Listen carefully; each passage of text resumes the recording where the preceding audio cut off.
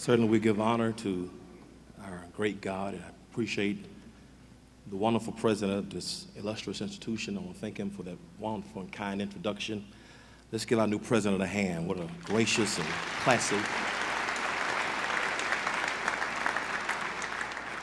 We are certainly appreciative to all of the staff and faculty of Morehouse and to the board of the directors and board of trustees of this illustrious institution, and to the class of 2019.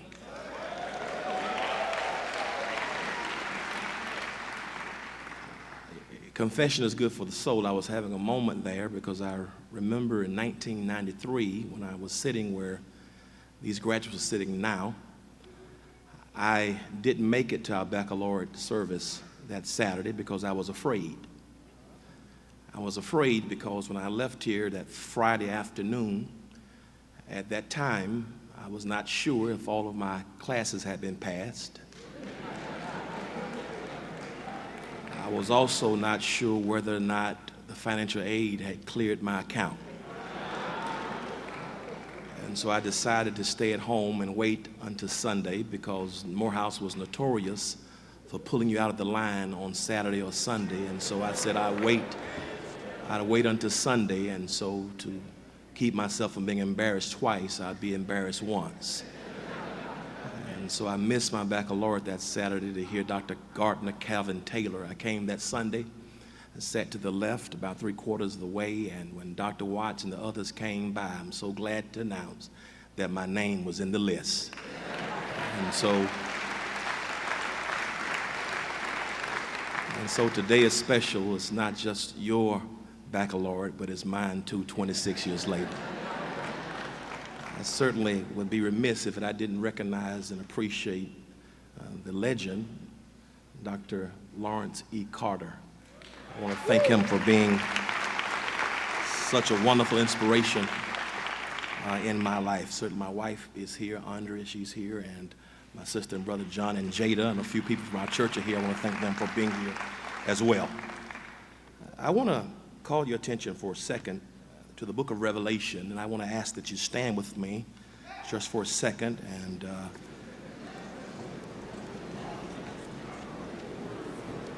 two things I'd like for you to do as you stand with us.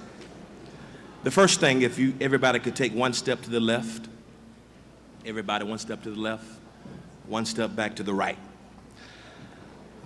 I just want to guarantee that nobody could leave here saying the preacher didn't move me.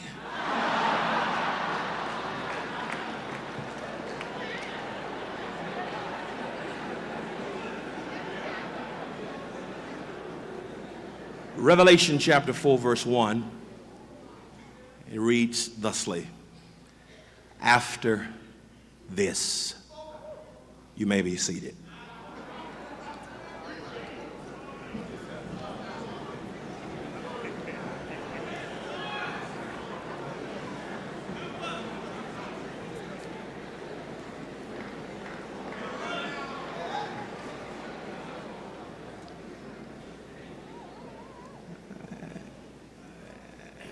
At the time of this text, the ruling emperor in Rome was an interesting fellow by the name of Domitian. He is the last of the Flavian dynasty, and his life is intriguing. He's only in that position because of his connection with his father, Vespasian. After the death of his father and the death of his brother, Domitian took the rulership of emperor of Rome. At the time of this text, Rome was considered to be the citadel of the Caesars. It was a darling of the human race. Rome had been that place where Virgil sang and Cicero played. Amazingly, Domitian has become the emperor there in Rome, but there are no distinguishable qualities about his life. In a real sense, he's only there because of the legacy of his father.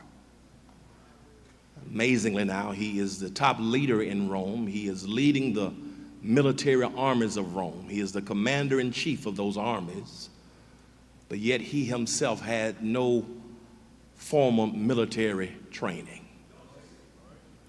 Somehow, some way, he was able to be disqualified when it was time for others to be enlisted in military service.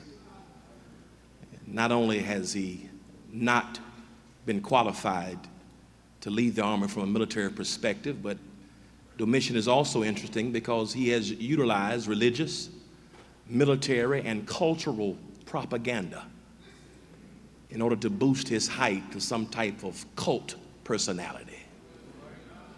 His nationalistic overtones allowed him to be concerned about ensuring that the borders of Rome were defensed properly.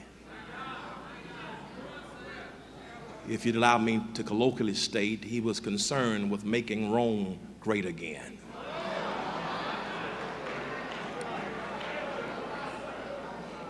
Anybody who did not believe or adhere to the teachings of Domitian in a dictatorial or authoritative type of way, he would ensure that they be guilty of treason. And even in his old age, it is interesting that he faced bankruptcy with regularity. And only improper business practices allowed him to maintain that position. Not only was he disqualified and not qualified from a military perspective and no distinguishable traits about him, using propaganda, military, religious, and cultural propaganda, but he was also insecure at the conclusion of his life because he suffered from extreme hair loss.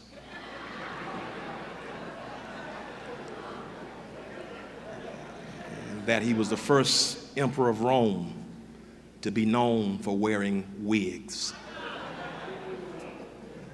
and doing a lot in regard of health care. I'm not talking about anybody, I'm just talking about the Roman Emperor Domitian.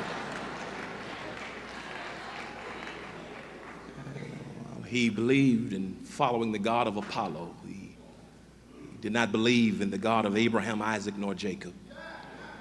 And yet at the time when he was about disenfranchising and about oppressing those who did not share his milieu, around that same time does a gentleman by the name of John come on the scene, of a different ethnic persuasion, of perhaps of a darkened hue.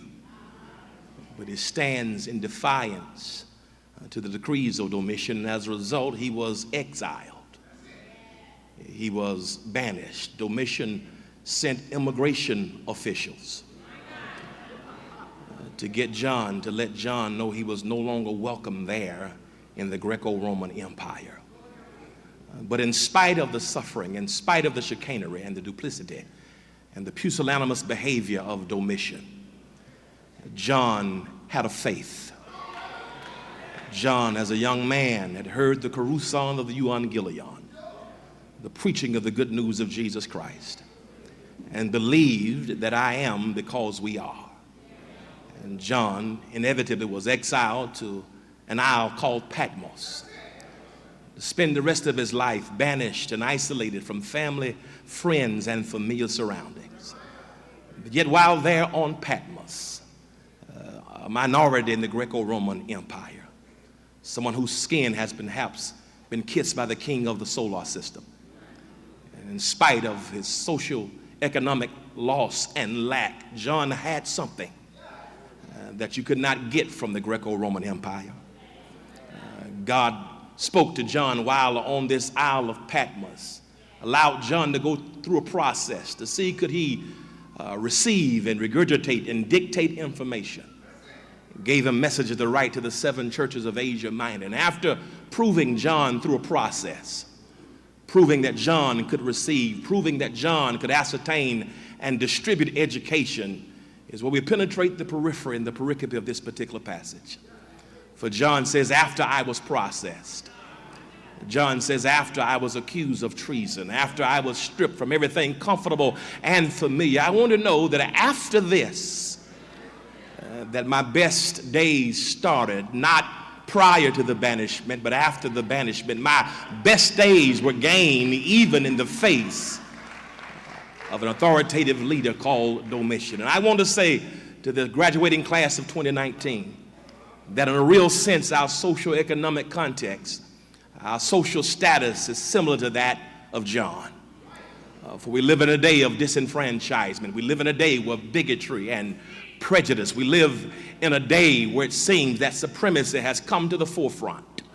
And sadly it seems that even the systems of our world, political expediency, also harmonizing with those of a sickened theological perspective.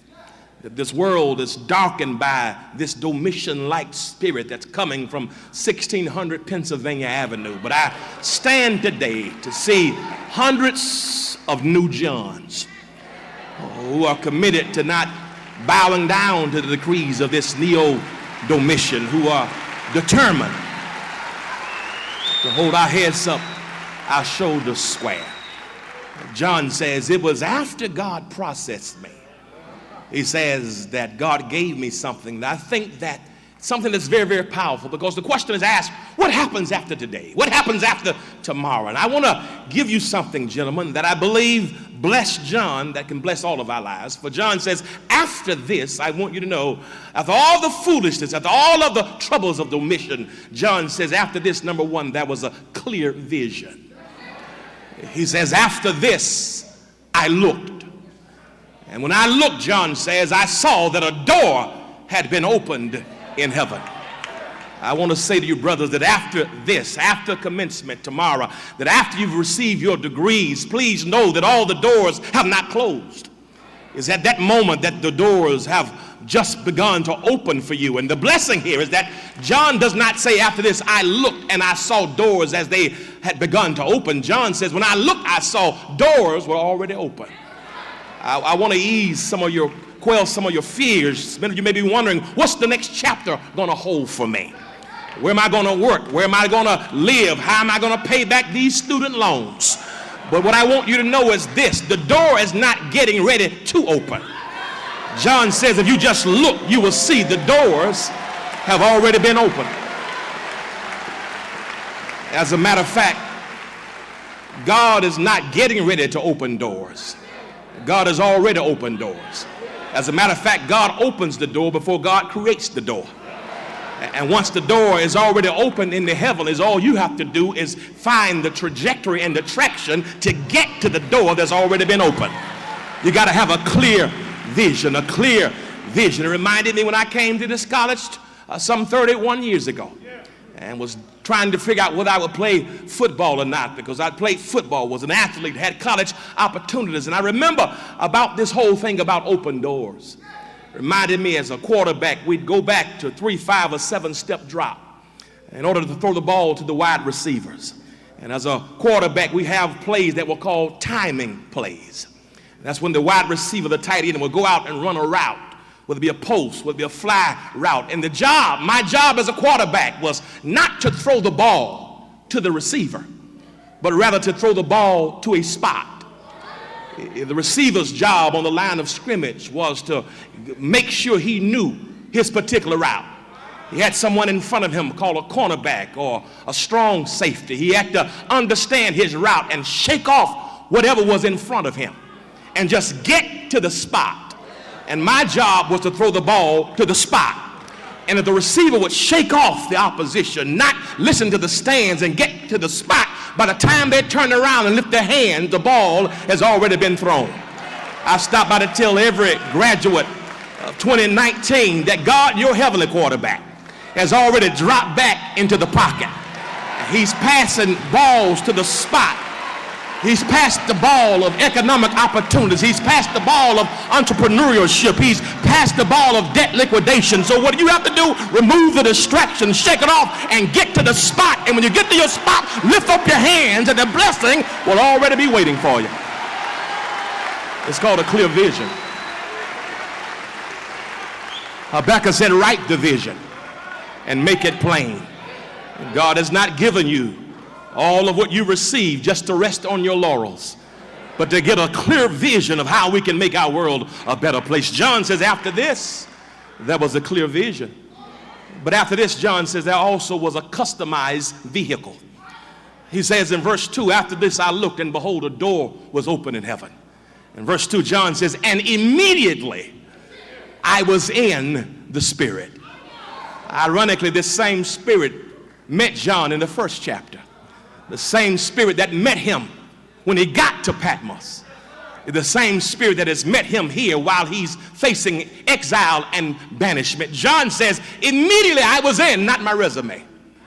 Immediately I was in, not quantum physics, not in my algebraic formulas or geometric equations. I was in not astrology, not in econ. I was not in business administration or philosophy or political science. He says, I was in the spirit. The idea is that you and I can't get through open doors or won't be able to sustain after this moment if you forget the power of the spirit that has brought you to this place and point in life. I recognize now that many of you have been here 4 years, some of you 5 years, like I was when I sat where you're sitting now. And because you've read so many books, you've learned so much that somehow, if you're not careful, you can begin to believe that it's not about faith and it's not about God. For some of you, you've reduced God to some abstract metaphysical ambiguity, some figment of a gullible imagination. But let me tell you here, if ever you begin to have a crisis of faith about the Spirit, please find grandmama, please find grandpa, and let them tell you about how they had to scrub floors for your fathers and mothers to have an opportunity to get higher education. They didn't get here by might. They didn't get here by education. They got here by the Spirit of God.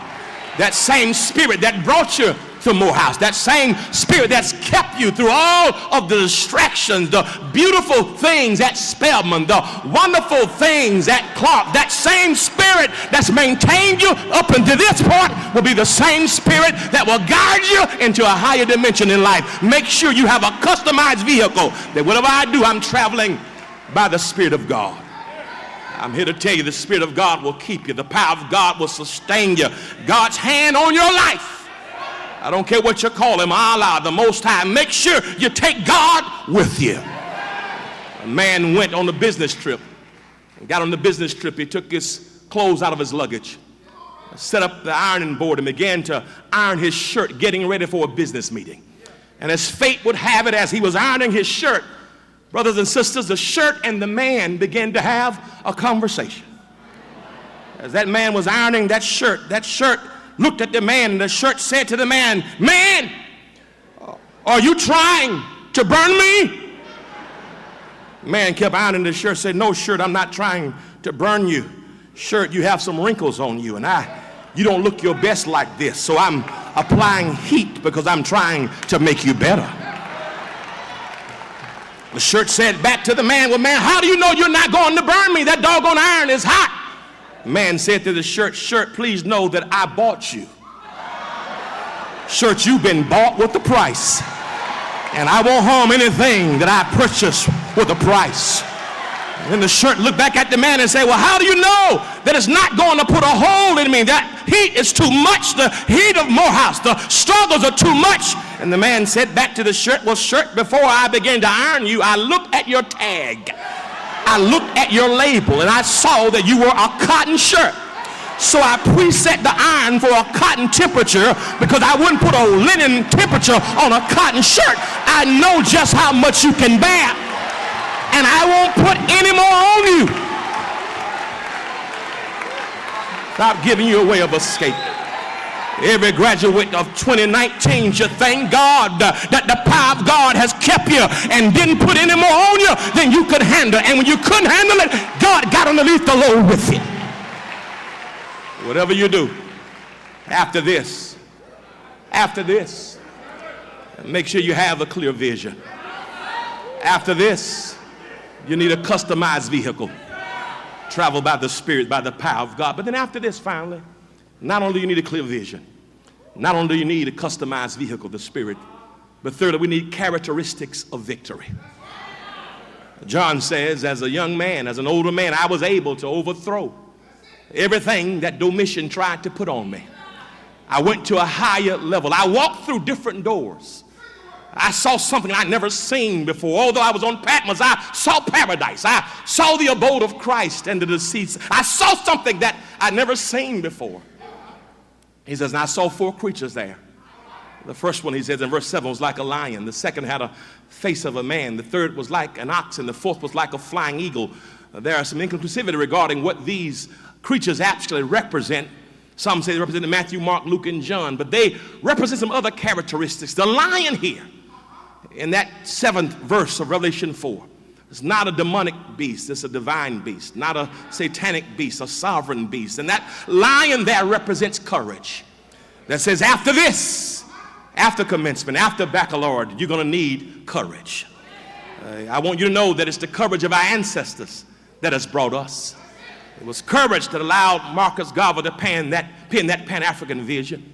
It was courage that developed the University of Timbuktu in the city of Sonkore. It was courage that allowed Martin King and Vernon Johns and Fannie Lou Hamer and Ella Baker, and the courage of our ancestors that has stood and defied what has happened in terms of injustice. That same courage now must be ours.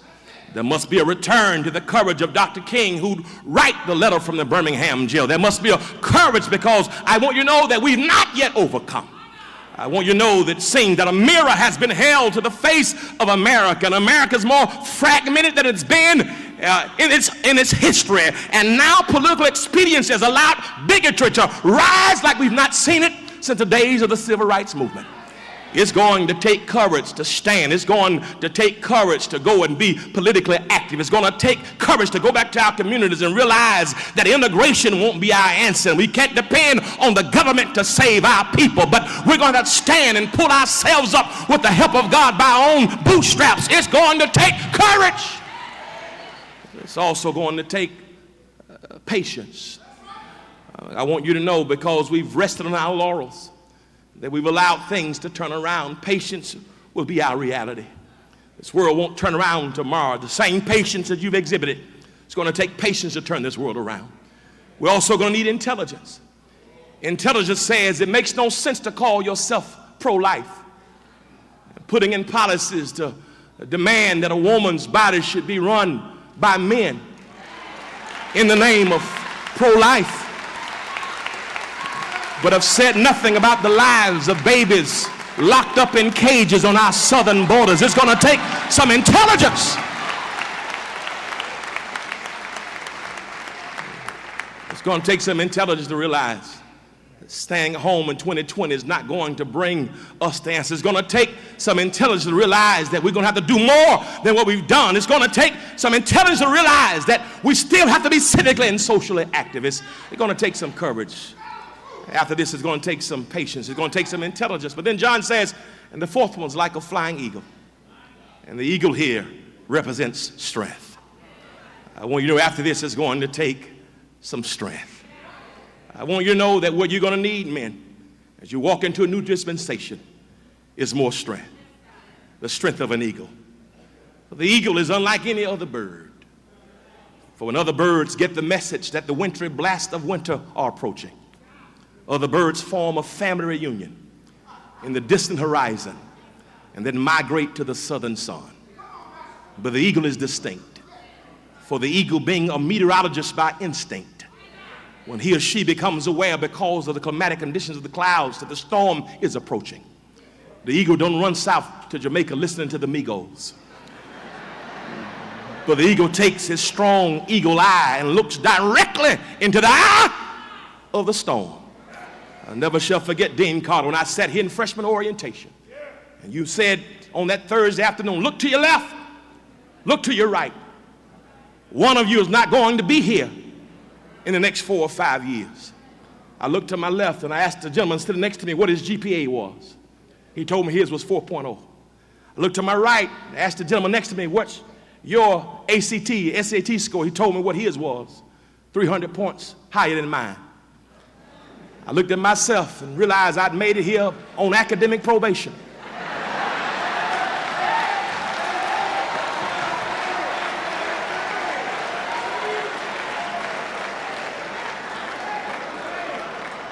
I picked up my phone and called my mom and said, you might as well come get me now, because this Dean Carter said one of you not going to be here, and the left or right more qualified than I. But I'm so glad.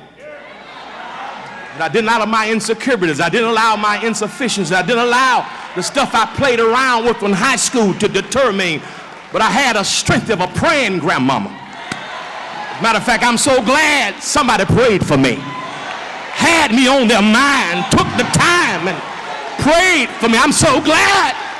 Bible says I've never seen the righteous forsaken, nor his seed begging for bread. I asked God, would you keep me? He said, well, I want you to look directly into the eye of the storm. Signed up for math, and they assigned me to somebody by the name of Dr. Gore. Some of you don't remember Dr. Gore. Thank God you don't know Dr. Gore. I said, listen, mama, come get me. I can't handle this. Take me to the military. She said, no.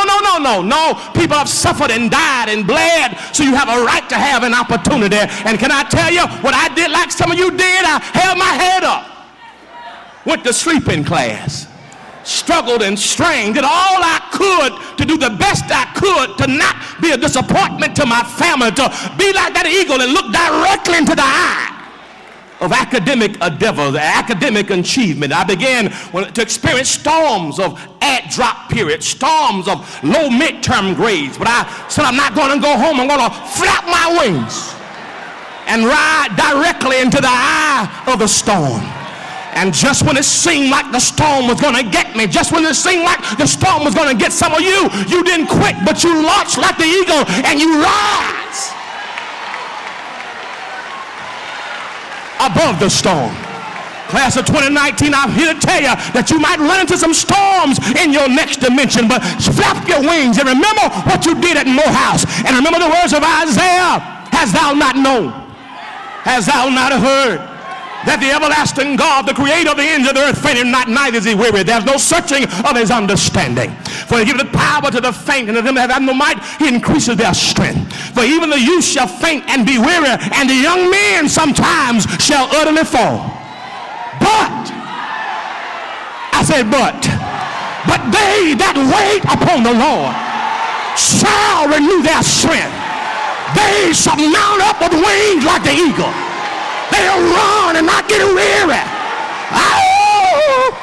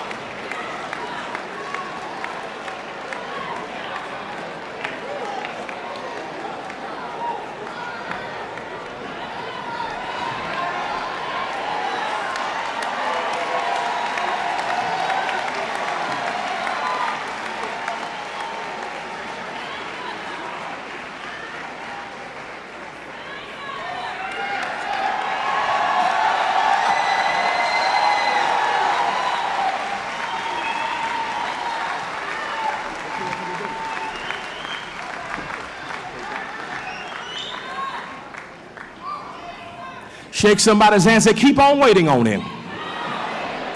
Keep on waiting on him. Keep on waiting on him. And be not dismayed, whatever betides you. God will